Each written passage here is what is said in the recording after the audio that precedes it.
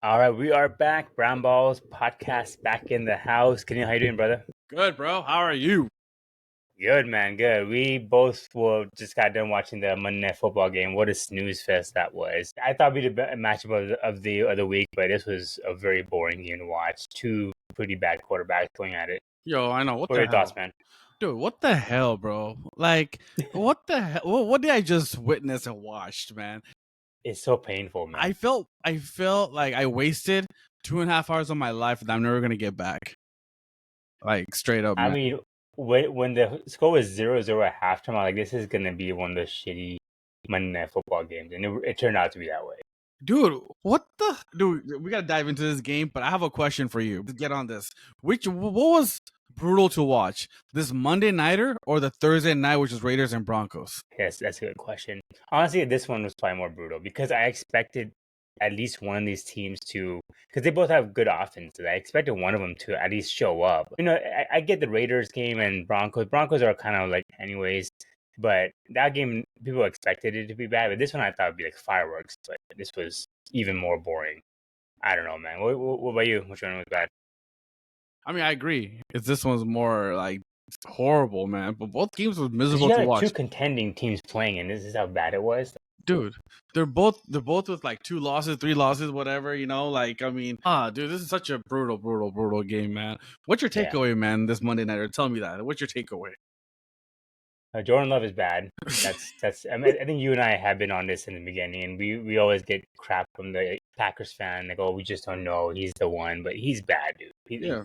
Yeah, He looks so indecisive and so nervous on when he's looking for receivers. You could just tell he just goes to his first instinct. He doesn't really look around and say, okay, maybe I should look for somewhere else. Maybe I should scramble a little bit because he is a two-way quarterback, but he doesn't use it to his advantage. At the same time, what happened to Saquon Barkley, man? This dude is like just your average Joe running back all of a sudden, I right? mean, like this guy, like is either the best or the worst. Right. Like, there's no happy medium at all for this guy, dude. To be honest with you, Like our one of our buddies, he's a big Eagles fan. He's like calling him the best running back of all time after one season. I was just like, he's got to be consistent. And if this is how season 2 is, I mean, I guess a Madden curse is for real because this is again another example of how bad it gets because like he can't get anything going at all. I don't know if it's because the O line is not as good as last year, or the offensive coordinator just can't make up good plays. I don't know what it is, but I would expect these games is when Saquon would do really well, right. Because what Jalen Hurts is like an older Jordan Love. Like he's not a good quarterback, I mean, not a top 5 or whatever, right? And you expect that, but I expected Saquon to be a difference maker, but he just wasn't. I agree. It was a bad. It was a brutal game. I want my 3 hours back in my life, dude. That was a pointless game. Dude, honestly, man, I'll tell you right now what I got out of this game with this Monday nighter. They're 2 idiot head coaches who can't coach. Yeah. They couldn't execute at the end. I mean, dude. First of all, okay, let's rewind this back, right? So it was 4th and short, Mm-hmm. and Green Bay was short, obviously 4th and short for Green Bay. They decided to run the ball with Jacobs. Come on, man, make it a little confusing. Let's not just run that play especially take your time. I mean, because if you turn over 4th and short there, Eagles are getting the ball back with minute and a half left, and you only have 2 timeouts, and that's game over, right, for anybody. Yeah. And so they got stopped, and then Eagles on the other hand got the ball with a minute and a half left, and then Sirianni decides to go on a 4th and incomplete and stop the clock at 20 seconds. Please tell me, why are you doing that? Like, so first of all, why not just punt the ball so you kill some time? And at the same time, fine, you're going to give Green Bay the ball regardless, but might as well give Green Bay the ball like under 15 or 10 seconds, In this, they got 20 seconds with the field. Like, really good position. And then at the same time, Green Bay got live. And then I don't understand what Love is doing by throwing those like 30, 40 yards. It wasn't working all game. And then he wants to do it now. And like, it's not going to work, man. Just do short passes. They could have gotten to a field goal range and not and not have a 67 yarder. It could have been a 57 yarder, So exactly. I don't get it, man, to be honest with you. Like, like you and I both grew up watching like Matt Stafford's of the world, Tom Brady's, Yeah. like in those situations, or even Pat Mahomes. They know that if you have a short clock, you're gonna just try to get quick outs. 5 yards, boom, get out. 5 yard, get out. Like you just move the ball up that way instead of trying to get a big chunk and then expect to rush it. That's what like the inexperienced, like the Dak Prescott's of the world try to do, which never works. Like you always see the greats always say, okay, I gotta utilize the sidelines nonstop, and they just don't do it for some reason. I don't know why he started doing that. I mean, every single time it was a 3rd and 10, 3rd and 10, 3rd and 10. Like, and he's trying to throw the ball on 3rd and 10s, and you already know what's gonna happen. I just don't understand if it's just him not getting it, if the play calling is bad. But yeah, this is both. Like, I mean, the defenses both showed up. I'll give the defense that. It was a good defensive game. There were a lot of winnable chances here. Sirianni just gave he wanted the Green Bay Packers to win. If it was any of the quarterback besides Jordan Love, the Green Bay Packers would have won. I mean, If you put dude, Baker Mayfield in that position, he would have won the game. a minute and a half left with 2 timeouts. What are you doing, Sirianni? Like Yeah. this is why we tell our friend that, dude, Eagles are not contender, man. Like they're not Right. scary. And like alluding to what you said about Saquon Barkley, what has happened to him, right? I mean, last year he basically won Eagles 90% of their games. Plus, including not Super Bowl, but leading up to Super Bowl, he won all those games for them too. Right. Like, Rams, everything, yeah. and he disappeared, right? I felt like last year he was out there to prove, and this year he's satisfied, right? That's the way he's playing, right? It's kind of like a guy that, okay, I got my ring, I got my championship, I put it back to Giants' face, and like, here we go, I'm fine, But he's not that Saquon anymore, man. He's not dominant. He's not hungry anymore. Yeah. He doesn't want to run anymore. Like, I don't know what's happening. And to be honest, it's kind of making Eagles' offense difficult because if they become only one way, which is just passing, they're gonna get stopped because they don't have. The reason last year was so good is because you didn't know what to do. Either you're gonna stop the run or stop the receivers. Now teams are playing where, hey, stop the receiver because Saquon can't run. There's no way. He's not the same Saquon from last year. And that's why Eagles are having a hard time winning games here and there, And, honestly, man, if they keep this up, I don't care what their record is. I mean, yeah, they're probably going to win their division because the division is weak this year because the Commanders, they suck. Cowboys, they've been sucking. And then obviously Giants, they always sucked for a generation, So Eagles are going to win that division, just like how Tampa Bay's going to win that division easily because there's no competition. But I wouldn't take it as if like serious contender as Eagles being that, dominant, And Saquon cannot run for his life, dude. And I'm very disappointed. And I kind of had a feeling because it's funny because my brother-in-law, right, he had a draft. And he had the first or second pick. And he's like, dude, should I go for – no, he had the first pick. He's like, should I go for Saquon? I'm like, dude, running backs don't have back-to-back good years, for fantasy. And he's like, are you sure? Because Saquon went crazy last year. And I'm like, dude, you won't have the same kind of effect like last year. And he didn't. He went for Bijan and he's helping him out, paying dividends. But I knew Saquon wasn't going to have a good year. But I thought he would have an okay year, right? Like, okay, meaning okay, his year is – pretty much the best for other running backs, Right. I thought Saquon would be dominant, like 15 carries, consistently having 70, 80 yards impact. Right. Saquon barely even cracks 50 yards, man, to be honest with you, if lucky, So I'm just disappointed, man, to be honest with you. Yeah, he's definitely gonna. He's only rushed for over 100 yards this entire year so far, and it's only against the Giants. So that doesn't say much, Exactly. I mean, even like we consider what's his name, Derrick Henry, right? He's not having the best year, but even then, he's putting Derrick Henry type numbers up. Like, even in his worst year, he's still way better than Saquon is right now, right? So it's it's all about, if you want to be considered one of the greats, you have to be consistent, not necessarily just have one good year and then just not having any show for it. But yeah, this game was rough to watch. Shout out, the Eagles still won. It's a close game. Yeah, man. Question for you though is, tell me. So I don't think both you or I think that Eagles are contenders right now, right? And neither are the Packers. Which coach, if you were to say, would be in the biggest hot seat if they don't win championship this year? Matt LaFleur. LaFleur, okay, I think so. Unless they crack Super Bowl, like make it a Super Bowl. Huh? I think he's done after this. Yikes. I think I told you this last week, if I'm not mistaken, that I think Yeah, he's done.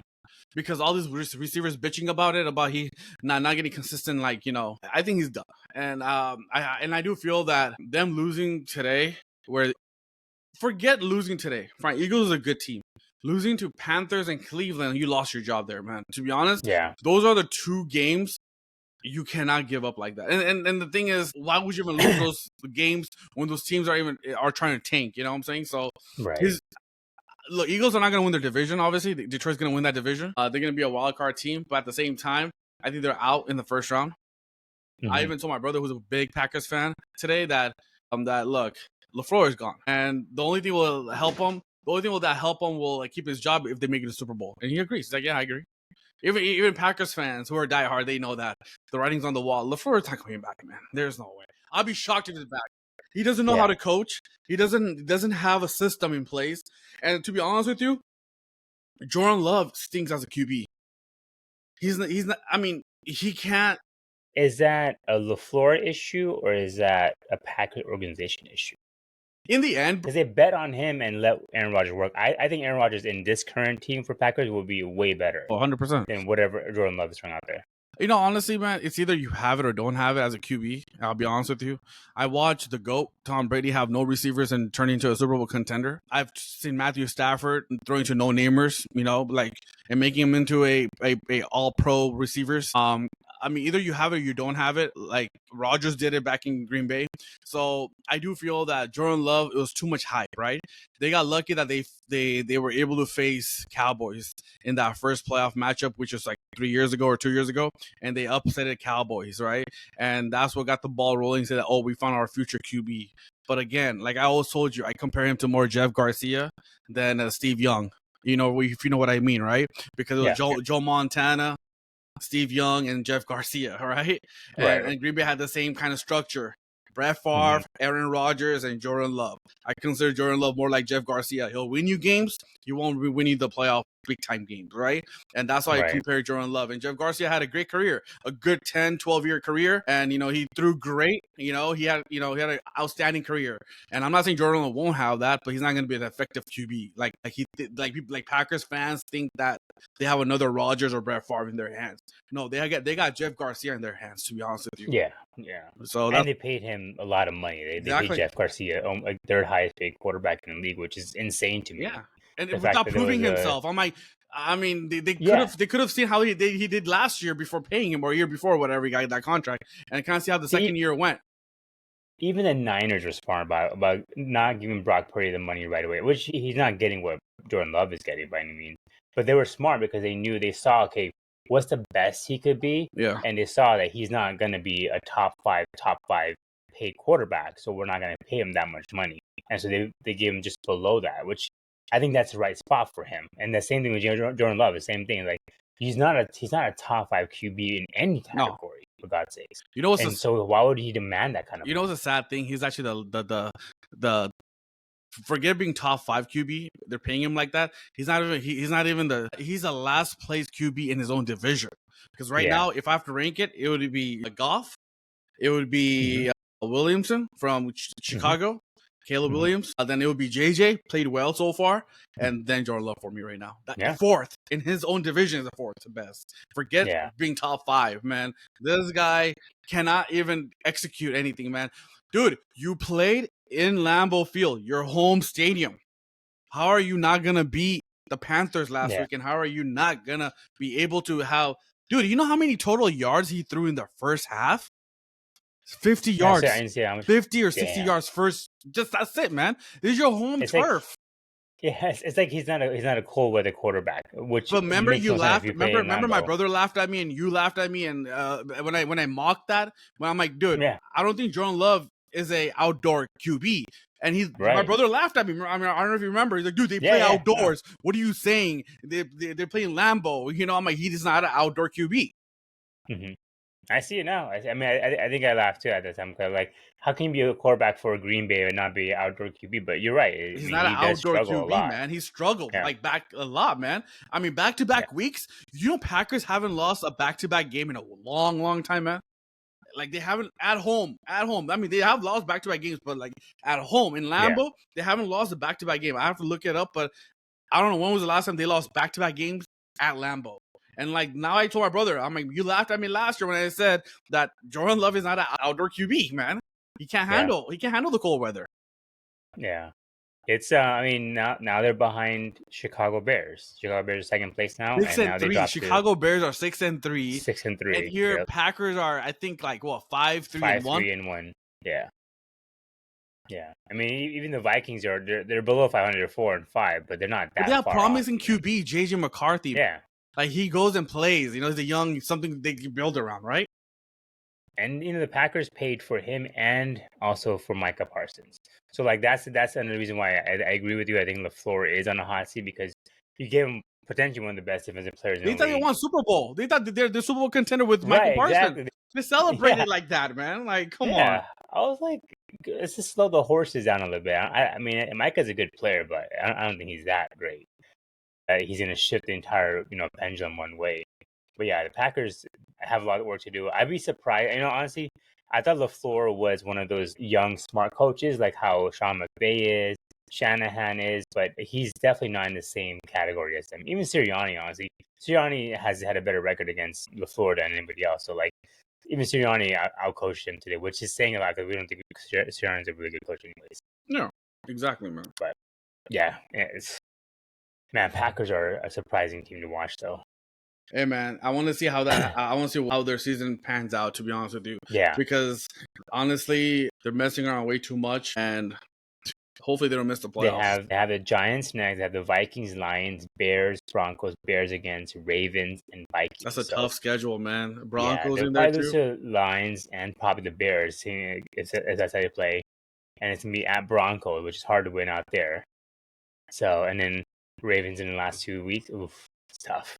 Wow, man. Interesting. All right. Let's get into some more games from last week. Actually, first we'll talk about New York Giants. They fired Dable. I forgot about that, yes. What are your thoughts? I mean, they did have a pretty bad game yesterday on Sunday. They lost to the Bears in the final minutes of the game. And Jackson Dart, I mean, the kid's good, but he's getting concussion left and right. I don't think Dable really took care of his quarterback as much as I think they were hoping because he is the future. And he kind of just would kind of put him in harm's way. This is also 2 years removed from him being a coach of the year. What are your thoughts, man? Warranted, not warranted? Oh, 100% warranted, but I just hate when they fire the coach, but they don't look at the guy who hired the coach. GM, yeah. They got to fire that guy. There's no way. Why he kept his job? Like, I don't understand. Like, yeah. Like, to be honest with you, you don't know how to scout. And second of all, I mean, I think the coach got fired because they noticed that he doesn't know how to coach because they just saw that in Indianapolis, right? That they're able to convert their own QB into an all-pro right now, having the number one record right now, and they only have like two losses, right? Colts, and Daniel Jones is tearing it up. Right, and so that seat got harder, not because of what happened with Jackson Dart, whatever, right, or Dabers. It's not because of that. They noticed that this guy can't coach. He doesn't know what he's doing because if we just paid Daniel Jones a hefty check, and he's having a great year. Somewhere else. Like what the hell? So I mean, honestly, this was way overdue. I thought Dable should have been fired like last year. And I really felt that the GM should have been fired last year as well, too, because, to be honest with you, he's the one who let Saquon walk. Saquon was an older player. He wanted to stay back. He made it known that he wanted to stay in New York Giants. And I don't know what transpired that in the negotiations that they want to move on from him. Yeah. But to be honest, I mean, you saw how Saquon played last year.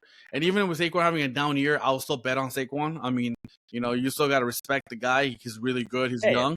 And so, I mean, the GM should have been fired too, man. I mean, I totally agree with this call. I mean, hopefully, I like the Giants' young core. They got a really good young nucleus. I mean, they're all injured, to be honest. Jackson Dart is in the concussion protocol. Scadaboo is with his ankle break, he's out for the year. Neighbors. Those three players, when they get healthy, man, they got a really good offensive side of it, and they also have really good defense too, with Abdul and all them players. So I like their young team. They're a few years away, so hopefully they invest in a coach, a young coach who's ready to give that coach time to kind of put in his process, his players, and develop their players.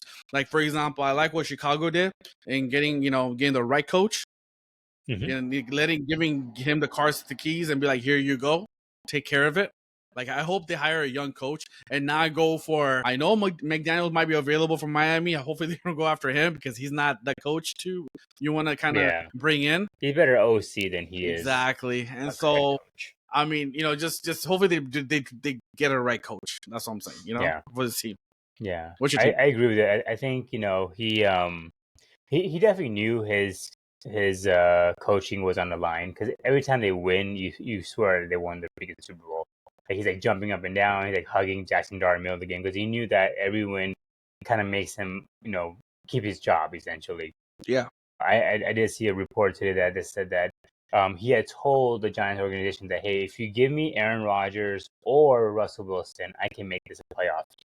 Wow. And they got one of them, right? They got Russell Wilson, and he couldn't do it.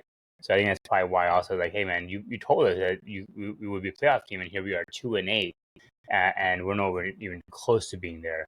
And so it cost him a job. I mean, I think he's a decent coach. I think he got used to losing, if that makes sense, because he knew the expectations were low for this organization. He's just like, okay, let's just settle. I think he never really had the fire. Like, he wasn't like the Dan Campbell, where like he knew they were losing, but we're getting better. We're getting better. We're getting there. Don't give us time. Give us a year, and then we'll get there. He was just more like, I guess we'll just kind of play it by the ear. Okay, we got Jackson. Okay, let's just keep going. Let's develop. I think that's not going to let you hold on to a job that long, honestly, in this league. I agree with that. But that was the big thing from today. Let's go into the first noticeable game. Bills getting upset by Dolphins. This was surprising. 30-13. Josh Allen, 306 yards for 2 touchdowns, 173 for 2 touchdowns and 2 interceptions. Chain just ran crazy, 174 yards rushing. This was a surprise, man, and no one expected this at all out of the Dolphins or the Bills. What do you think? I mean, is this more of a Dolphins impressive win or more of something's wrong with the Bills? I think there's something really wrong with the Bills, man. I mean, to be honest with you, you can't. I mean, I used to always say, I know I said it a lot this year, that we know a clear-cut favorite, in AFC is the Bills, or even the best football team is the Bills. You can't really say that anymore. No. They've lost they lost too many weak games, man. And like, I don't know what Bills are doing, to be honest with you, because I'll be honest with you, they need the home field more than any other freaking teams out there in the AFC, because I personally feel that KC can win on the road. I think Baltimore can win on the road, but I don't think Bills can win on that road, bro. When the Bills got to face KC in the playoffs in Arrowhead, I don't think Bills can win that game. Forget it. They can't even win it in Buffalo. Forget how you're going to win in Arrowhead, And same thing with them going to Ravens, like Baltimore. I don't think they can win that game either, So they need that home turf more than anyone, and they're messing around way too much, especially in a down year where Lamar was out for like 4 weeks, and then KC struggling how they started off the season 0-3. I mean, that was a down year for a lot of contenders, and you should have taken a control of this in the early stands where you can rest your players in December or January where you needed it, and, once you wrap up the home field. But they're messing around way too much, man. I mean, I don't know what's gonna happen, to be honest with you, with Bills, man. I mean, I like Josh Allen. I'm a huge fan of Josh Allen, but how are you gonna lose to a Buffalo team? I mean, Miami team, man, that has nowhere to go. Yeah, Josh Allen has been playing great, but I think the defense for Buffalo is being exposed a little bit. This is again, they can't stop the run. They had a hard time running against the Chiefs as well. A-Chain just ran crazy. 174 yards, 7.9 average average yards per carry is crazy, man. That's insane, man. They still have it looks like the division's actually getting away from them because the Patriots just can't stop losing. Winning. Yeah. They're just winning non-stop. Sure. Next up for the Bills, they got the Buccaneers, Texans, Steelers, Bengals, Patriots. I think they're lucky. Yeah, they can They're probably lucky. win a few of those, but then the Patriots will probably be the biggest challenge. I mean, they're lucky that they're facing a Roger Steelers team that's going down the drain Yeah, right now. And then exactly. who's the other team that you said the first team they're facing? You said in that one in the schedule. Let me go again. It was the Buccaneers. Oh, Buccaneers are lucky because they have no one right now, man. Yeah, no one's They're playing. without Yeah, Bucky Irvings, they're without Godwin, they're without Evans too. So, but I mean, they're barely surviving, so they're gonna win that game too. So they're lucky to have back to yeah. back. Texans will beat. Steelers will beat. Yeah, They'll because beat he's the out too, right? Bengals. He's out for a couple weeks as well. The Texans Yeah. QB, so he's out for a Yeah. while too. So man, Stroud's out, yeah. so they got lucky. They're winnable games there, Yeah. man. So pretty much they can still go on a run. If they beat the Patriots, they probably will win the division back from them. But then the toughest one at the end of the season is going to be the Eagles. This is the second last game of the season. But is it gonna be tough? Is it gonna be tough? What Eagles are gonna show up? Is it gonna be tough? I don't know, man. I mean, I guess maybe the Eagles may not be playing hard because they may have already clinched the division at that point. So they're like, whatever, like it'd be just like a bye week for them. They don't really care. But yeah, I think when you have a Sirianni coach team, bro, you always have a chance to win that game. Yeah, that's true. That's true. His ego might get in the way and like fourth and whatever he went for it. Yeah. I mean, I'm sure Eagles fans were probably gonna die. I want to check on our friend. What was wrong with him? Because like that would have gave me a heart attack about my team and going Hell on the court. Yeah, dude. What are you doing? Like, if you don't, and on top of it, they passed the ball. They didn't even run it, dude. If they would have ran the ball, they could have been like, all right, fine, okay, whatever. They try to get it, but like, pass the ball. Yeah. Again, any of the quarterback would have won that game, but Jordan Love is just not that kind of quarterback. All right. Another game we got to talk about. Let's see. Okay, let's go into the Pats and Bucks. Pats winning 28-23 against the Buccaneers. Again, a very depleted Buccaneers team. Drake May looked good. 207 yards for 2 touchdowns. They're 8-2. They're number 1 in the AFC. What are your thoughts, man? Who do you think is okay? Let me tell you this. Who's believer or pretender in this? Is it the Patriots or the Colts? They both have good record. They're both 8-2, I think. Or one of them, they both have 2 losses. Both 8-2, yeah.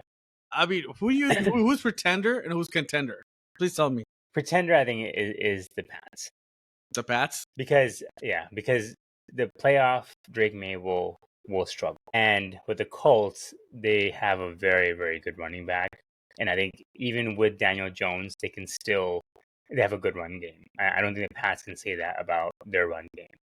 The defense is better on the Pats end, but I still think when it comes to playoff time, if I had to trust it, I would trust Daniel Jones over Drake May. I'm actually opposite to you, man. Yeah, I've seen this story back in 2022 or 23 when New York Giants actually were really, really good. Daniel Jones was leading the bus with Saquon, and they phased out in the playoffs. Man, they choked. This game, I've seen this story before. If I had to choose, contender is Pats and pretender is Colts, because I do feel that you know what you have in Daniel Jones. We've seen that story, but we don't know what you have in Drake May. And and we know what type of coach Vrabel is, and he's a very good coach, man. And he's an X's and O's coach, man. He's very, very good, and so you know what you have in him, right? And so I feel that Pats are really a contender, to be honest with you, in a way where you don't know what you're going to expect them from the playoff standpoint. That young defense, multiple running backs, now one, they can throw at you, so that you can't even scout them, to be honest with you. And Drake May, man, I mean, he's playing well, bro. So, I mean, you don't know. I mean, you saw what happened last year with, Daniels, right, from Commanders. They went all the way to the NFC Championship game, right? Yeah. I mean, you don't know what you're going to get, with the young QB, second-year QB, I think, right? And so I do feel that Pats are contender in my view, and Colts are pretender, man. I mean, Colts had to go to overtime against the Falcons last week, right, in London, just to win that game. When, to be honest with you, Falcons suck. Like, they have no reason to be in that game, and Colts were still in that game, And I think Jonathan Taylor had to do some miracle. He rushed for 22. He rushed for 22 times for like 100 and something yards or something. He had to save them, So that's the way I view it, man. Things can obviously change, but I like Mike Vrabel's team. He's a great coach, man. Yeah. So that's what I think. Their defense is a lot better. I think the Colts, their offense is much, much better. Their receivers are better. Tight ends better. Running backs is having a historic season. Let me add two more teams for you for contender pretenders. Second best team in AFC is the Denver Broncos. And then the second best team in the NFC is Seattle Seahawks. Which one is a contender? Which is a pretender? 100%. Seattle is a contender, man, and Broncos are pretender. As you can see, they struggle against the Raiders. Yeah, Thursday nighter. They're playing in just like Lambeau. They're playing in Mile High. Why are you struggling? Why are you struggling? Score. And they're calling him Boo Nix now. Yeah, not even Bo Nix, because he can't even throw. Like, what is he doing? He's becoming a Team Tebow. He's like a Team Tebow all of a sudden, you know. So I do feel that Seattle. I gotta give kudos to my friend. His team is doing well, man. They're playing well. They blew out the Cardinals this past week, right? They blew them out like out the doors. I think like second quarter was 38-0. And I mean, even though the score, 22, yeah, and like week before was insane, you know, against the Commanders. So they're definitely contenders. What's your take, man? Yeah, I agree with you. I think Seahawks are definitely legit, and yeah, the Broncos are. I mean, they're like the Eagles / the Chiefs of last year, Eagles of this year and Chiefs of last year, where they're like they should have a really bad record, but they're just getting by with good wins, so that's why they're 8-2. But yeah, I don't think they're legit. Bo Nix is gonna struggle like crazy in the playoffs again. I would say Sam Darnold will probably do a lot better than Bo Nix. Not saying that. If Seattle and Rams face off, I think Rams will win that any day. But Seattle has a better chance compared to the Broncos. 100%, man. But what I do hope in my heart is that Broncos stay this way, so that way they knock off the Chiefs. That's what I hope, because they are the number one in that division. So that's why I hope they continue to win this ugly games, so that way the Chiefs are not going to be able to get in. I mean, Chargers are still there too, dude. So Chargers. Yeah.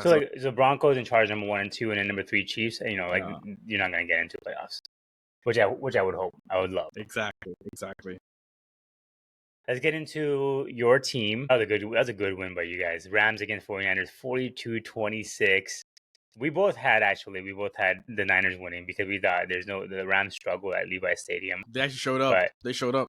Rams came out to play, man. Matthew Stafford is on a tear right now. 4 touchdowns, 280 yards. Matt Jones wasn't too bad, 3 touchdowns, and 319. But you just could tell, like, I think the Niners cut it between 7, I think, in the second quarter or third quarter. Yeah, third, yeah. And it was like close, and after that, Stafford just like, no, we're done with this. This is takeoff, and it just got all stops. Man, I don't want to harp on my team so much, man. I just enjoy watching Matthew Stafford play so well at the highest level. Like now that he found this new trick that he doesn't even throw to Puka, he doesn't even throw to Devontae Adams. He has 3 tight ends. This reminds me of Tom Brady back in 2014 when he had Gronk. He had the other guy who went to jail. I forgot his name. Hernandez, and then he had one more guy. He just threw it to those tight ends. Like those 2 tight ends were like right there, you know? And like that's what Matthew Stafford is doing. He's actually just picking it to a tight ends. He has 3 tight ends that he's throwing the ball to, and not too much of Puka or Adams, and which is great because those guys will become open, you know? And I just love the way he's orchestrating this offense, man. With like honestly, there were a couple of plays where they had 4 tight ends out at the same time, and the commentators like, what are you gonna do about it? There's nothing you can do. Like, honestly, who's gonna cover who? You know who's getting excited? The guy who was calling the color commenting in the booth, Tom Brady. Yeah. He was getting excited to see that. Tom Brady's like, this is freaking awesome. And like you can tell by Tom Brady's voice that he enjoys watching Matthew Stafford play, because it kind of resembles the way he played. Like he's very like that, right? And like very like strong and like in the pocket QB. Very smart. He knows what he's doing, and they always try to look for that no look pass that he does all the time. So look, knock on wood. I hope we stay healthy. And like I told you from the beginning of the year, man, my team Rams are a complete team right now, man. They have not 1 but 2 running backs. They have not 1 but 3 or 4 running receivers / tight ends that we can throw out. At the same time, man, our defense is not even mediocre. It's actually really good defense, where it's hard to play against, to be honest with you.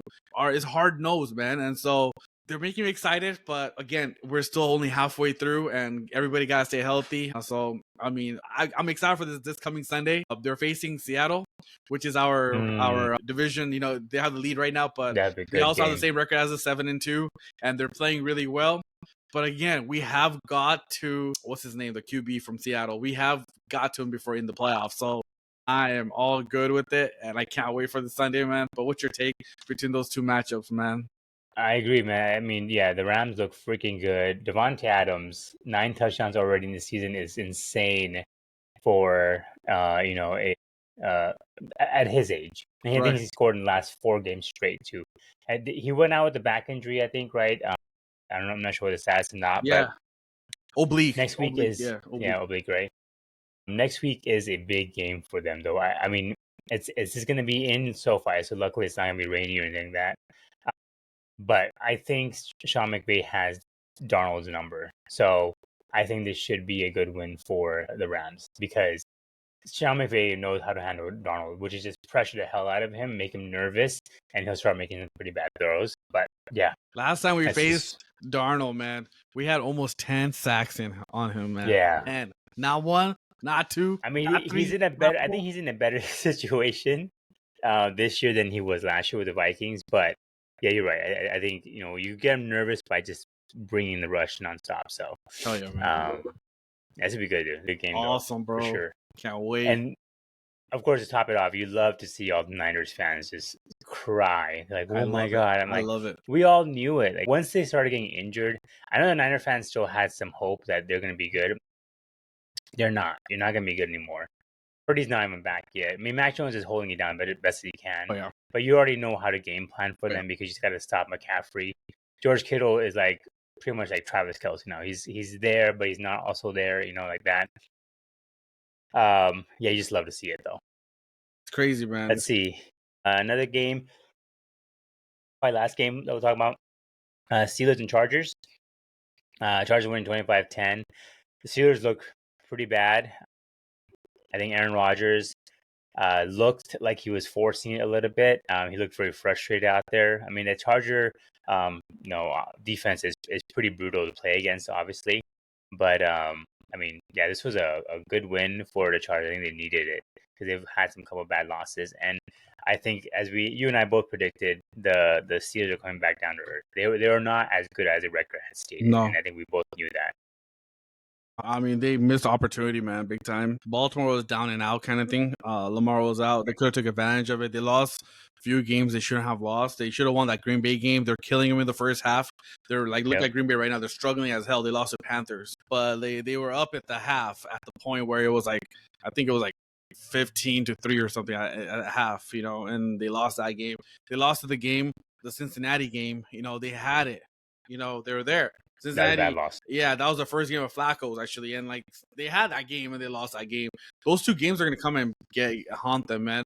And even yesterday, Sunday nighter, like, dude, Chargers weren't playing great. It was beatable. Yeah, they weren't. It was a winnable game, to be honest with you, for Rodgers, and they lost that game. And now, if you look at it, they're only one game up on Baltimore. And if you're Baltimore, man, you should be feeling well. I mean, you didn't have Lamar for 4 weeks, and you're only down by 1. I mean, didn't they start off the season 0-3 or something, just like KC or something? They 0-3, and they were at 1-5. Yeah, too. and like now they're at 4-5, man. I mean, this is just great. They're down, and what's fun? And then guess what? My boy, your wife's favorite player, Joe Burrow. He's coming back. He's ramping up. He opened up the 21-day window, so that means he's going to return very soon, within 1 or 2 weeks. And they're only 2 games back from the division, and they're 3-6, and they're right there to make the playoffs as well too. So next games for the Ravens are the Browns, Jets, and the Bengals. Do you think Joe Burrow come back for that game? But that's a big game for the Bengals. Say that again. What other teams? So they got the Browns. Okay. You won't come for that. You won't come for that one. No. Yeah. No. Sorry. This is for the Ravens. Ravens' next opponent is the Browns. Then they got the Jets. Then they got the Bengals. He'll be back. He'll be back for that 3 game. weeks out. He'll be back for that game. 3 weeks. Yeah. Oh yeah. 100%. And plus, he was scheduled to come in December too, right? So that'll mark them to the first week of December, if I'm not mistaken. That would be December 8th game. Thanksgiving. No, weekend. December 7th game, right? Or no, the Bengals one. This is November 27th. He should be back. December for that 7th. Yeah, he should be back for that. That's a big game. If he has to come back, that would be the game, because then you already know pitchers going down. So they will be neck and neck, those two teams. And you want to take advantage of that. Exactly. If somehow Bengals can win those 2 games right before them and make it very close, I think he'll be back for that game, man. And so it'll be great. Crazy. All right, I have a question for you. Tell me. Two questions there. Talk to me. Drake May is currently leading the odds-on favorite for MVP of the league. Oh, really? I didn't know that. Do you think that lasts? No, hell no. Who's number 2? Do you know who number 2 is? Daniel Jones. Nope. Your boy. Matthew? Really? Matt Stafford. The Drake May is plus 250, Matt Stafford plus 300, and Pat Mahomes plus 600. Damn, Pat Mahomes that far off. To be honest with you, if Matthew Stafford can accomplish winning an MVP and maybe winning the Super Bowl, I would just tell him to retire, like Kershaw did. Just leave, bro. Just like his best friend. Right? That would be the best way to. Just retire. Like your best friend, dude. You know, their childhood best friends. Yeah. Just like your best friend, just retire, man, in the sunset. You know, just do it, man. Like that'd be crazy. But I can't believe Drake May. Yeah, Drake May right now is the first and odd favorite to win it. That's crazy. Another good person that has a very good argument in this is Jonathan Taylor. Have you seen his numbers? Oh, he's playing like Saquon from last year, but better, right? Saquon. So he has more rushing yards at this point than Saquon did last year. Okay. In the number of games they played, but he's actually on pace to potentially break the rushing touchdowns as well. Yeah, really? Because Saquon came close. He could have played that last game, could have got it, you know, but he didn't. No, so Saquon, the rushing yards, Saquon almost got to, which he can do as well. Jonathan Taylor is already ahead of him on that. Right? He could have done that, but also rushing touchdown with Saquon got nowhere near. Oh, nowhere. Saquon got 15 touchdowns last year total, and Jonathan Taylor is already at 15 right now. Damn, dude. So, and the record is 28. Set by, I think, Dickerson. So they're saying that he could potentially break the rushing yards and the rushing touchdowns in one season. Now, if that happens, you have to give him the MVP, right? You have to give him the MVP, right? Wouldn't you think that would you have to give him the MVP? Because to be honest with you, nobody ever thought that anybody will break his rushing yards, get touchdown because scoring 28. I mean, a lot of players came close. I know LT came close one of the years. One time, very close, and so it's really hard to come touchdown. That many touchdowns, like damn. If he gets even if he gets one of them, to be honest with you, you have to seriously consider him winning the MVP. Yeah, and you know who is probably the most frustrated by all of this is probably Saquon, because we saw Saquon what he did last year, and we were all like, "Oh my God, this is amazing! I'm mind blown by how good he's doing." And now the very next season, somebody else is doing it better than him. It also kind of diminishes his legacy. Oh yeah, in it. 100%, man. It reminded me of like Russell Westbrook. When Russell Westbrook averaged a triple-double once, everyone's like blowing, like, "Oh my God, I can't believe this guy's averaging triples." You know, and then Jokic did it right after. And then Jokic just did it like whatever, you know. And then it's like, okay, well now it just diminishes everything Russell did, because you're like, okay, well I guess anyone can just fucking do it. And same thing with, I feel it's gonna happen with Saquon. Like people look back in this season and be like, "All right, Saquon, you did a lot. That's great, but this guy had more potentially more rush yards than you, and already surpassed your rushing touchdown."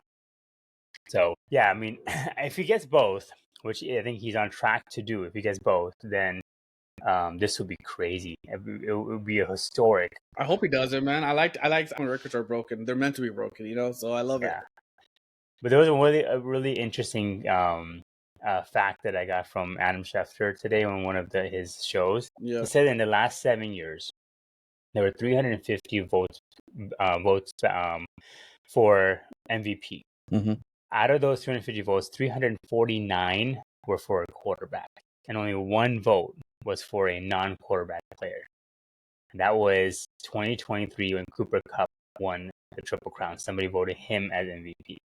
Mm-hmm. Besides that, it was always a quarterback win. So I feel like even if he gets it, I still feel like it would probably be Matt Stafford. I think Matt Stafford has a chance to win the MVP this year, because I don't think Drake May is going to sustain it. Matt Stafford, I have more faith that he'll sustain what he's doing now. He already has 20 touchdowns, which is crazy. And Pat Mahomes is kind of an up and down. So I think it's pretty much Matt Stafford's to lose. But yeah, even with that, I think even if he breaks it, I still think Matt Stafford will probably win. It's crazy, It's man. a quarterback win. It's a quarterback yeah. award. I mean, it makes sense because they have the ball majority of the time. They're the one making decisions, right?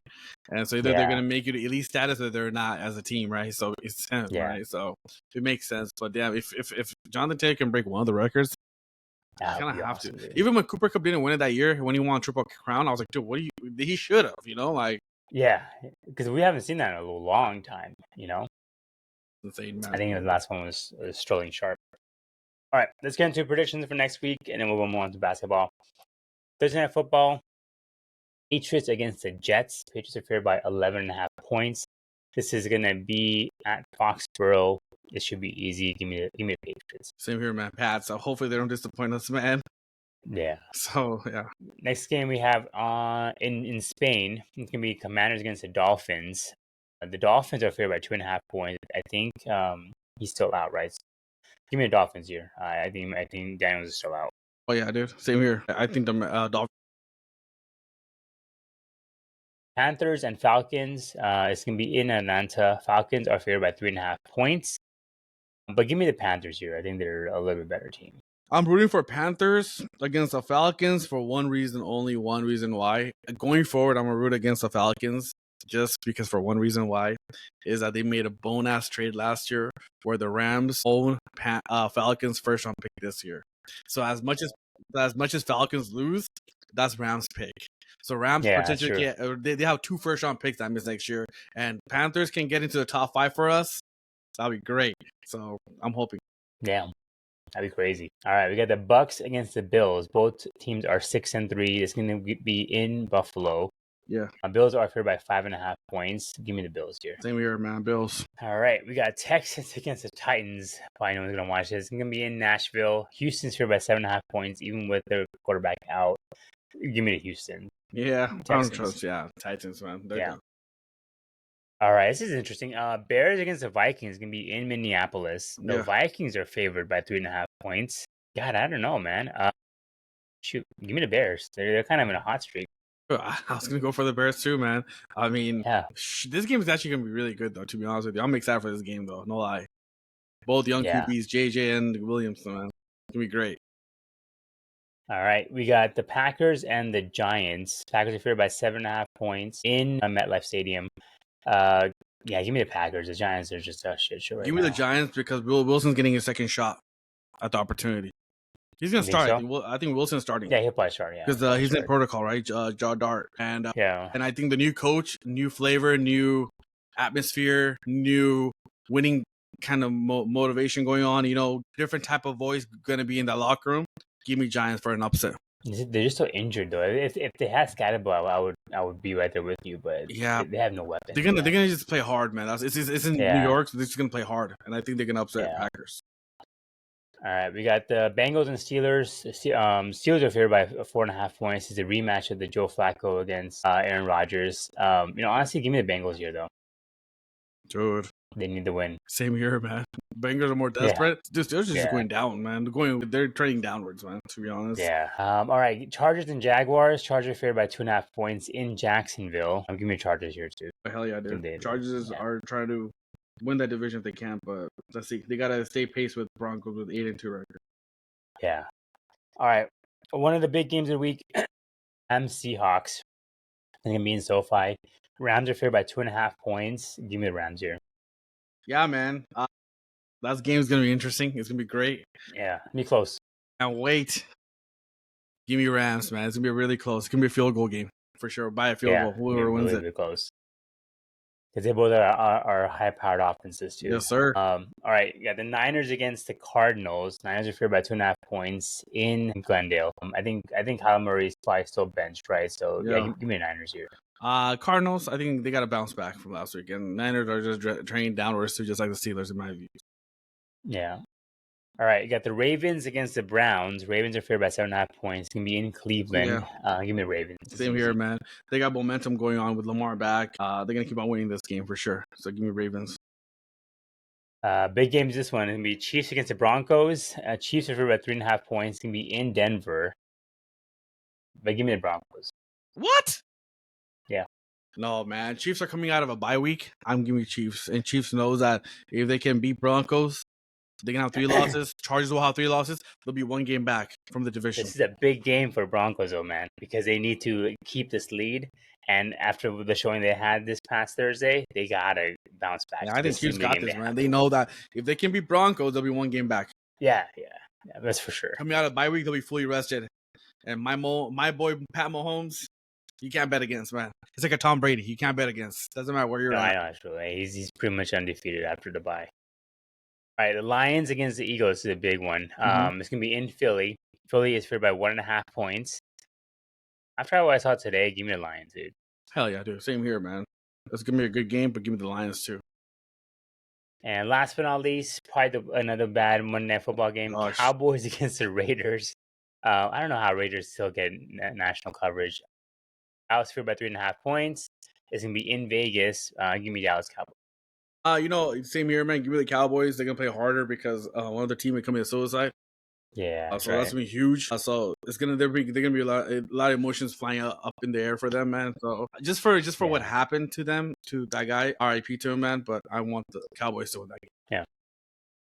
All right, let's move into some basketball news. I know you had LeBron is ramping up his production. Yes, sir. Hopefully, he just stays on the bench.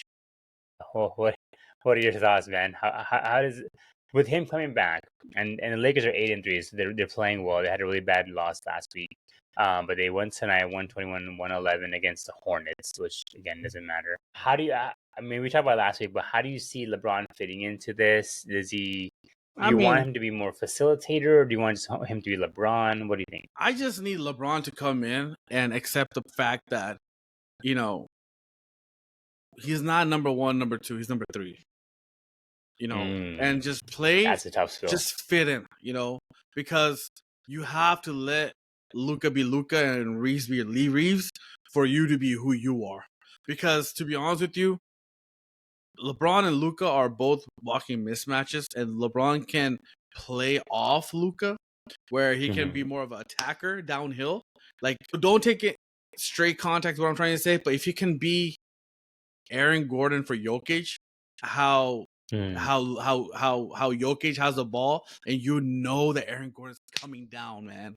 He passes that ball, and you can see Aaron Gordon dunking that ball every time, or laying that up, right? And he's a beneficiary, right? So I hope LeBron understands the fact that this is Luka's team. Luka has the ball. He's gonna be a facilitator. Austin Reeves is also a handler too. Just be there, and support it, because the team is rolling.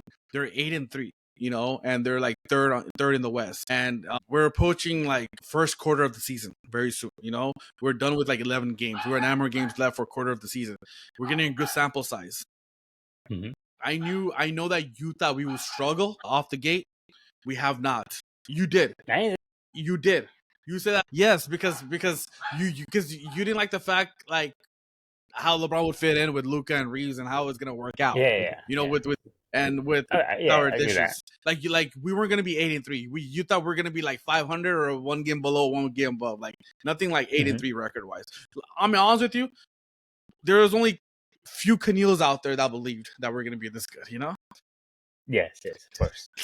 Or okay, me and Stephen A. Smith, that we're excited for. Yes, I sent you the video the other day. He wants to be in LA. We all want to be in LA in June, bro. In Hollywood, in La La Land, right? So, me and you'll be at Nobu while you'll be paying for it. I'll be enjoying the good view, and so Lakers are still 7th favorite to win it all. I don't give a shit, bro. We're good, but no. Okay, to get into to just get into what your question is, I think that if like I'm not like. Look, I don't know if people are making a big deal about LeBron returning. I don't think LeBron's not a Westbrook. He's not a chemistry killer, man. LeBron is a very smart IQ player. All right. He knows that, he'll do what's best for the team if the team needs to win, right? He figured it out in Miami when there was Wade and LeBron. I mean, he'll be able to figure this shit out, all right? You don't think so? If he wanted to do best for a team, he wouldn't take $56 million.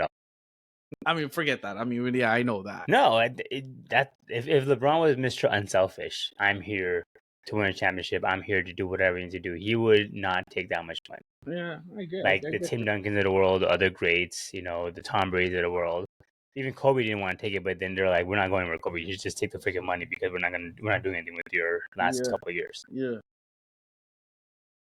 Yeah, that's my whole thing is, and if you see his body language on the bench, it's not like how other star players, if they're injured, they're still going up there, they're cheering, they're high fiving when they're in timeouts. He's doing none of that. He's just sitting there, like just totally just like, I'm just here because I have to be here. There's some plays where he'll get up, but most of the time he just doesn't give a shit. He's not in the timeouts. He's not in the huddle. So that is telling me already that he's going to be an issue when he comes back. Yeah. Right? If he was excited, if he was a part of the team, he would be in there at the timeout, or call or helping other players with the plays, whatever it is. He's not doing that. He's just sitting there with his shades on and just trying to look cool and just waiting. Again, he's probably healthy. He's probably okay to go. He's just trying to like load manage for some reason. So that's why I don't think we're gonna be on a losing streak because of him, but he will affect the team's chemistry. I get it. I mean, because right now you already know. Right now it's like, okay, Luka, you do your thing. Reeves, you got the scoring next for the fourth quarter. You bring us home, and that's how they're working on and playing it off that way, right? right. And then even the defense is a lot better because the rotation are a lot. I mean, and one thing I always tell you every single year is freaking LeBron does not play defense. Now you're gonna add him along with Luka, with two players who don't have defense. And your boy Marcus Smart had 7 steals tonight. You're gonna be coming off the bench, and he won't be as productive. Like, hey man, what is gonna happen? And I do agree everything you said there about LeBron. I do want to get back to the additions that Lakers made. You're not a big fan of Marcus Smart. You're not a big fan of Ayton additions. They're playing well, I'm man. still not a fan of Ayton. They're both playing well, man. They're both playing their role well. You thought Marcus Smart was injured, which he was, injury prone. He's not gonna be healthy. He's washed up. Same thing with Ayton. He couldn't play. Mhm. He's gonna not do much. You know, he's doing good. Marcus Smart almost lost us the game against the Spurs. Dude, that was a bonehead play. I understand that.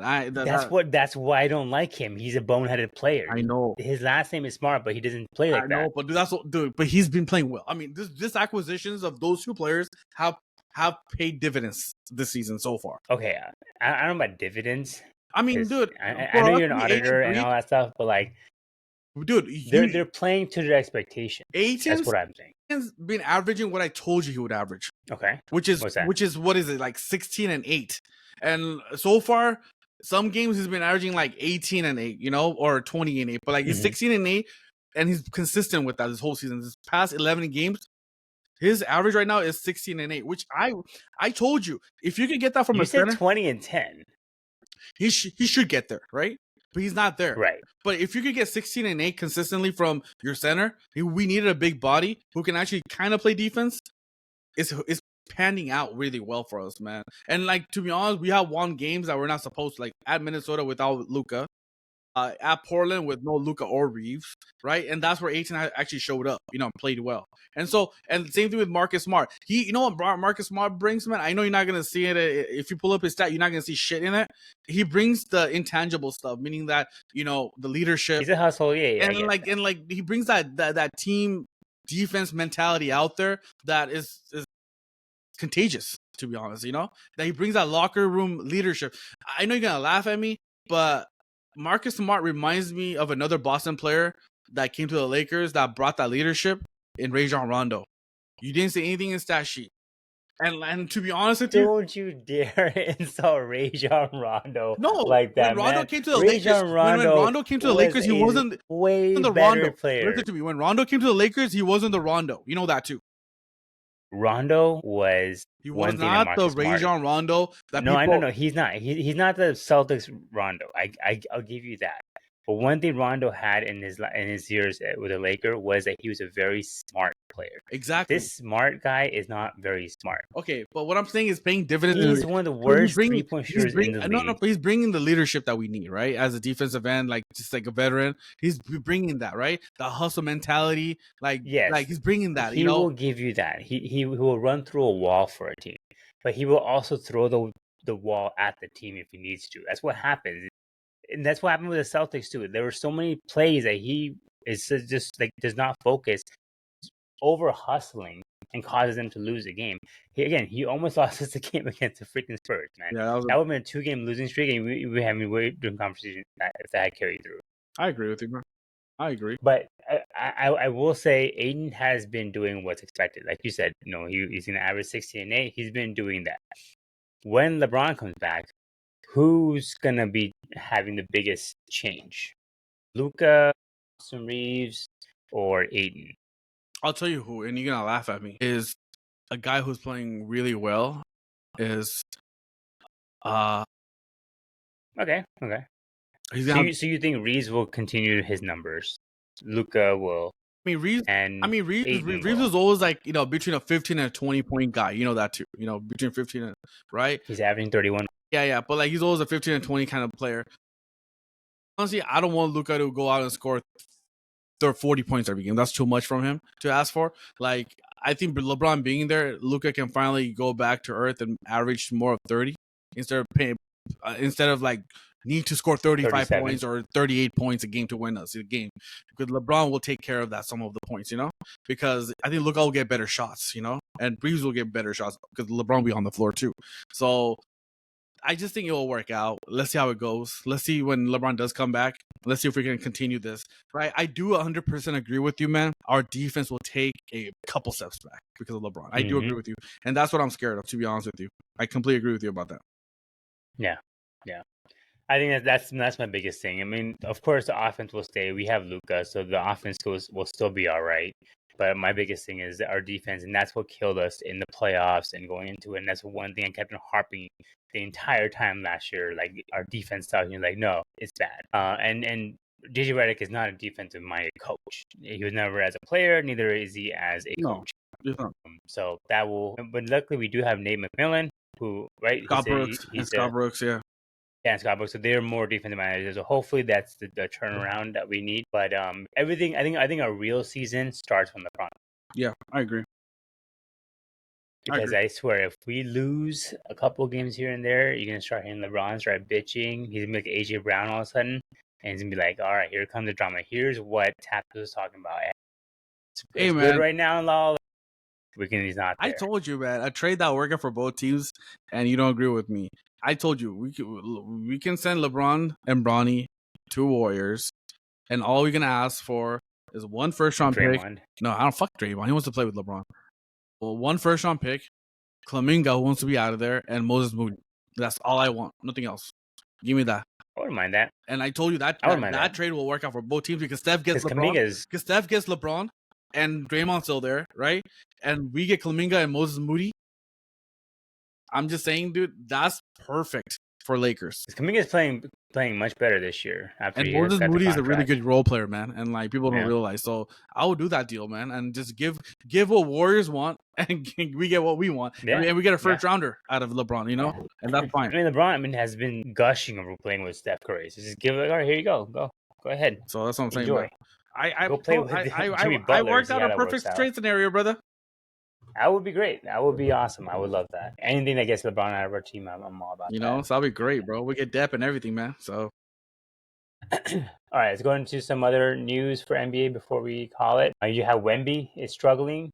It's funny I wrote that, and then today he puts up 38 points. I love it. Yeah, I think the last couple of games before today, he had been struggling. Yeah. Numbers have been down. I think he got pretty much stopped by the Lakers pretty badly, even without a big man necessarily for us. Exactly. But let's see. Standing wise, let's go through quickly, see where we're at. Yeah. Pistons are number 1 in the East. Do you think they stay there? Not number 1, but man, that boy Cunningham, he's a beast. And it's playing out of his mind right now, dude. Beast, man. I'm telling you, they won't stay there. The one team I told you they almost lost today are very bad is Orlando Magic, man. They need a Hail Mary 3 to win today. But yeah, man. Yeah. New York Knicks are number 2. The Heat, Cavs, and the Bucks are tied for 3rd through 5th.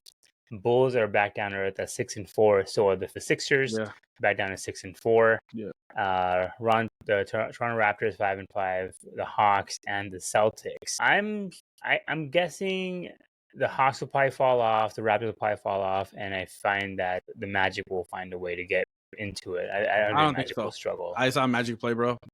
The coach, You think? he doesn't know how to coach either, bro. Like he's gonna be fired very soon. I give it until December for him to be gone. They're very bad. They won't, man. And I'm telling you, did I tell you or did I tell my friend? You know who Paulo Bencho reminds me of? Josh Smith, man. Just telling you, doesn't have a shot. Let's see, man. I mean, I just don't think that Atlanta Hawks are that good that they would stay there for that long. Oh, yeah. And I mean, the agree. Celtics are there too. I agree. But they'll probably be a play-in team. All right, in the West, we got the OKC Thunder as expected. They'll probably stay there the whole year. Spurs are 8-2. Nuggets are 7-2. Lakers are 8-3. Rockets 6-3. Nuggets will move up. The Lakers will be where they're at, third place, second or third. They'll play there. The Spurs will be. They won't be a play-in. They'll make the playoffs. Yeah, I do feel that fourth. Yeah, I do feel that the other team you named. What was a fourth team you named? Fourth or fifth on the stand currently? The Rockets. Yeah, Rockets. They're like fourth and fifth as well. They don't scare me, man. I'm telling you, Rockets. There's something messing with that team, man. They don't scare me, man. So, they're winning. They're winning. Yeah. Timberwolves are number 6. Then you got the Golden State Warriors, Suns, Portland Trailblazers, and then the Grizzlies. The Clippers are currently out of it. Our preseason champions are currently at 3-6 right now. With a 4-game losing streak. The Mavericks are the second to last team, 3-8. They're not the worst team in the league, which is, I guess. What were your thoughts about the comments from the owner for the Mavericks? I was going to get into the Luka trade. So, enlighten us about it. What do you say? He was talking about how this is a long-term vision that we had to do. We're not thinking just short-term right now. We got to think in the future. This is best for the team. Blah blah blah. Hey man, to be honest with you, I don't know if it was you. I forgot who. If it was you or somebody else told me this. If right now, this is how bad it is. If Mavs called up the Lakers saying that we'll make a trade for you, AD and Cooper Flag for Luka, Lakers will say no. If it was vice versa, that Lakers had AD and Cooper Flag for Luka, hell no. And that just basically says everything. It's funny, after he said that, did you hear the reports that's coming down from the Mavericks brass? They're thinking about distancing themselves with Nico, like letting him go and firing him, because all the negativity surrounding him has made the culture very uneasy for the team. So now they're blaming him of how they're starting off. But come on, man, like, you didn't see this. It's not Nico's fault. Nico did not initiate the trade for Luka. That was higher up. Did he want to? Yeah, what the fuck is? That's so dumb, dude. That team is so wrecked. And by the way, I know this is really early, but I go to Summer League every year, right? And I'm not saying I'm always right, but I kind of I go to Summer League to watch the top lottery players. And I told you from the very beginning that Cooper Flag is not who Cooper Flag is. I told you. Not yet. Not yet, but I've told you, right? He's not going to be that right now. And he's not. VJ Epcom is playing like Cooper Flag, even though VJ has Maxey, Embiid on that team. He's playing with more authority. He's playing more comfortable, right? Like when I saw Cooper Flag play in the Summer League, he didn't come out to me like I've seen where I saw Wemby play in the Summer League. I've seen Zion play in the Summer League. Like, dude, those guys were great. Like, whoa, like shit, what am I looking at? Like, when I saw Cooper Flag play, man, nothing stood out to me like, oh shit, I'm watching Cooper Flag. Like, he's so good. Like, oh god damn, like he's tearing it up. I always told you Cooper Flag was standing in a goddamn corner. Yeah. That's not what you do, man. I'm telling you, Cooper Flag, he's gonna be an okay player, man. All the hype behind it is not. He's gonna be a good player in this league. I'm not saying he's gonna be a scrub or a bust. Right. He's not gonna be a Wemby type of player, man. He's not gonna be a Zion type of player where right away, boom, like shit, you got double, triple team with this guy. No. He's gonna be.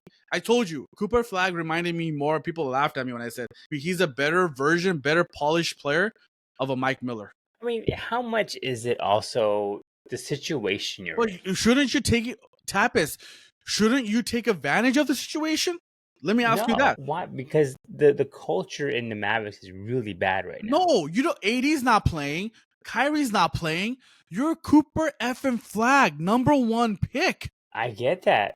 I get it. But Command the ball. Shoot 20, 30 times. Try to be dominant. Try to average 20 points a game, man. I'm not asking for 25, 30 points. Average 20 points a game, Tapas. I mean, he had 20 tonight, 26 tonight. How many times he had 20? Go look at his last 11 games of the NBA season. I know. He had 20 a week ago on the 5th. He's not dominating. You're number 1 overall pick, and your star players are down. You should be the one Cooper. Okay, honestly, this is what. Okay, AD not playing and Kyrie not playing. You're gonna laugh at me, but as the number 1 overall pick, the hype behind you that you had at Duke University, you should be averaging no less than 25, 22 points a game, and at least have 6 assists and have 7 rebounds a game. That should be your stat line right there. Every game when you have no one on that roster playing, to be honest with you, man. Yeah, right. I mean, I think the kid's in a bad place. This team was not made for him. This was more for him to come into and develop. I get it. Everyone's injured, and like Kyrie's injured, AD's injured. Let me tell you this really quick. Antonio wasn't prepared to draft Wemby number 1 because they didn't think they're gonna get Wemby. They didn't think they're gonna get the number 1 pick. Okay, San Antonio got lucky to get that number 1 pick. So Wemby didn't come into that position thinking that this team is not created for me, because San Antonio wasn't created for Wemby at that year that he played, that first year. I don't know, it wasn't last year, it was the year before. But that team wasn't created for Wemby. Wemby still played well, dude. Here and there he showed flashes of like a 40-point game. Fine, he went down to earth, a 30-point game. We know he's not Wemby, dude. But no, what I'm trying to say, what you said that like this situation is not for him because the team is not created for him. I understand that. I completely understand that. Even Wemby knew that too. But Wemby still you're supposed to show flashes, right? In this 11 games, Cooper Flag has not shown one flash to me, man. Not one goddamn flash to me. That is damn Cooper Flag. Tonight. Maybe tonight is the beginning of the flash.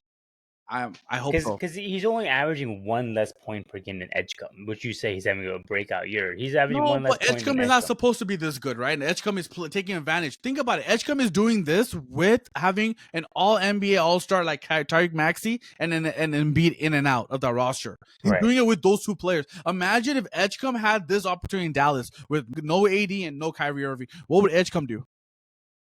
You know what he would do? Probably. You know what he would do? Edgecombe would do exactly what he did game 1 in Philly with 35 plus points. Not every game, but here and there he'll average 25 games. Yeah, 25 points. I get that. Yeah. Again, maybe it's just fine taking him time. I mean, he had a really, really good game today, right? Maybe this is the beginning. You just don't know. It's early. It's early. I agree. I'm not ready to call him. No. Oh, he's not that player that we thought. I'm not ready for that. Right? With rookies, you just don't know what's going to happen. I get it. People thought Ben Simmons was the next freaking. Exactly. LeBron James. Exactly. Right? And you saw how that worked out. Yeah. People late bloom. I get it. They're late bloomers. Yeah. So I just want to give Cooper Flag let's pause the brakes on him being a potential bust and all that kind of stuff. But he showed 1 breakout game where he has like 35 points, 30 points, and so it shows some kind of flash. Again, today was a good game for him. They lost by 2 points against a very good Milwaukee Bucks team. Right? With him having nobody. Yeah. It hopefully continues. Yeah. So my only thing, going back to the Dallas Mavericks owner, is like I just hate the hypocrisy of we're looking in the future.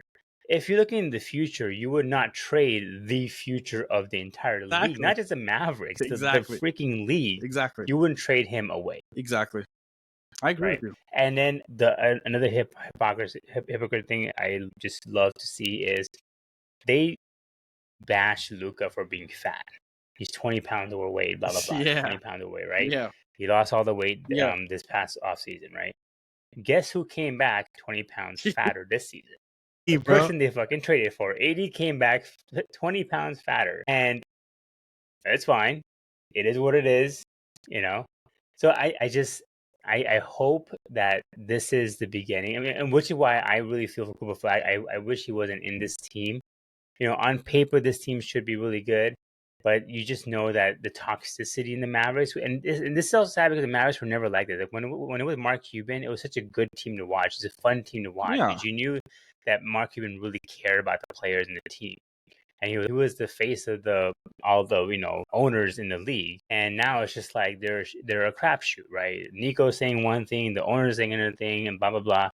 It's just I don't know. I love it for Luka because I think now he's finally like, I'm a Laker. I think last season he was still in shock and still a little sad about everything. But I think now he's fully embraced that he is a Laker and he will be a Laker for a very long time, which I, as a Laker fan, love. I want him to feel that way because he's such a freaking good player. Probably the next thing we had after Kobe was as a true Laker, right? Is him. So I saw that in that interview and I was just like shaking my head. I'm like, what is this guy talking about? Future? You cannot tell me AD and Kyrie were your future plans. That is not it. You got lucked into Cooper Flag, and people say that's it could be also a script thing, whatever. But that's still not a future. You literally had the future, which is Luka Doncic. You're telling me a 32 or 33-year-old AD and 34, 35-year-old Kyrie is your future, huh? Yeah. Gosh. Dumb. Wow. Just dumb. Good luck to Mav. And we all know Cooper Flag is not Luka, dude. Luka, Wemby, Giannis, Jokic, they are once in a lifetime kind of players. You're just not gonna get that with Cooper Flag. You can't expect that from Cooper Flag either. Good luck to Mavs fans. I'm sorry, man. I know it sucks. I'm sorry, man. All right. Anything else you want to go over? I want to end it off with this thing. All right, so Dodgers won the World Series last week. I'm gonna give you 3 highlight moments that I feel that are basically Dodgers top plays, not only this year, but for the existence. I think I'm gonna give you 3 top plays. I feel. You tell me which is the number one. I mean, this is not like nobody has judged it yet. It's between me and you. Just what do you think is top, right? Do you think Kirk Gibson's 1988 walk-off home run? Do you think Freddie Freeman's Grand Slam walk-off home run? Or do you think Miguel Rojas' game-tying home run? Which, because now knowing the results of the game, which do you think it was 1, 2, and 3? I'll tell you mine, but if you want to go first, I'll go first. I can break it down. You go first. Okay, so a lot of Dodgers fans won't agree with me. Obviously, Kirk Gibson's 1988 home run stands, like, even people watch it till this day. It was the greatest home run ever because he comes off the bench. He was injured most of the season. He was a pinch hitter, and basically it was the bottom of the inning with 2 outs. And at that time, Oakland A's were premium team and they had the best closer, and it was a game 1 where he came in and hit a home run, and basically we won game 1. We won the World Series where we were the underdogs because A's were so good. So people always remember Kirk Gibson home run. And then fast forward to last year, Freddie Freeman's Grand Slam in game 1 again, and that was 10th inning actually, 2 outs again, and he hits a Grand Slam, knock it out of the ballpark, which was unbelievable. And people compare that to Kirk Gibson because that was both game 1s. I personally feel that even though this guy doesn't have the name, it wasn't a walk-off, but I do feel the pressure that came with this. This was game 7, man. Not game 1, not game 2, not game 3, not game 4, not game 5, and not game 6. Either of those home runs, if it didn't happen, like if Freddie didn't hit that home run, they still had to win 3 more games. If Kirk Gibson didn't have to hit a home run, they still had to win 3 more games, So that series was still young and still getting developed, in that World Series. They're all 3 World Series, games. I felt that this was game 7, and the situation we were in Toronto, and literally it was 1 out. Our 9th batter, Miggy Rojas, comes up. No hope that this guy was gonna forget home run. We didn't think he was gonna get a base hit. We were hoping for a base hit in this freaking shit, dude. Get a freaking hit, He hit a home run, man. I will take that to my grave, bro. Like that memory of me, dude, me watching with my wife, I couldn't say anything. I'd never been this speechless in my life. The last time I was that speechless was with Derek Fisher's 0.3 shot. 0.4, yeah. that he made in San Antonio. Like, I was speechless, and I was so little. But this, I was old enough to understand what the hell just transpired. You're talking about bottom of the ninth, man. We're only have 2 outs left, and he's a ninth batter hitting a home run to tie this game. I couldn't say one word. I was in tears. I was like, we just tied this game. Are we really tying this game? And then, the impact he had in that series, like, I think this is a top moment, like, for him. Like, this is a top moment in Dodger history. If people are going to talk about the best moment in Dodger history, this should be the number one overall. Miggy Rojas hitting a game-tying home run. It wasn't a walk-off. It wasn't, but it led to a World Series. That's the reason. What is yours? I would agree with you. I think the first one would be Rojas, just because it's Game 7. Like, there's too much on the line. We're down, right? We're down in the ninth. I mean, in the ninth, but again, was eighth inning or ninth? No, bottom of ninth with 2 out. Yeah, One out. Right? One So, out. like, we're hoping that we give Shohei a chance to come up on base, right, or on deck. But yeah, that was probably the most impactful, most important we've ever had. I think number 2 would be Freddie Freeman's, just because we haven't seen a grand slam walk-off in the World Series in a long time. Plus, to top it all off, it's against the freaking Yankees, which we love to see. So that was, and I mean, also obviously Kirk Cousins is one of the legendary ones. That the pose he did, the fist bump, everything like that. It's always memorable.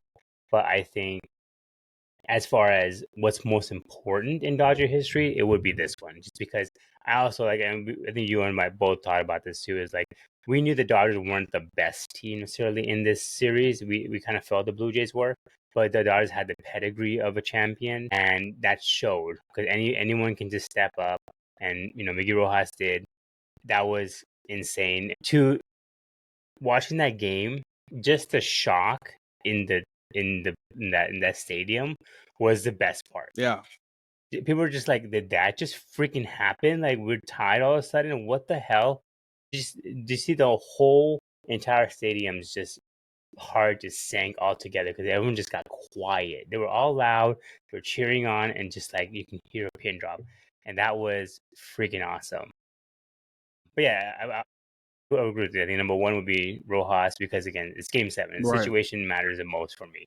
And then obviously the theatrics of Game 1 is always awesome. And Freddie Freeman, the first player ever to have multiple walk-off game-winning hits in the World Series. So that's also amazing too. But for sure, for us, we wouldn't be where we are today in terms of the Dodgers winning it all without that play. Yeah, man. Agree. Crazy. Great moment, man. Still can't believe we won. So yeah, man. I want to talk to you about that. So yeah, it was great. Let's see. Well, that was good. Show, bro. Good podcast today, man. Great talk. We will end it there. Bomb balls, we are out.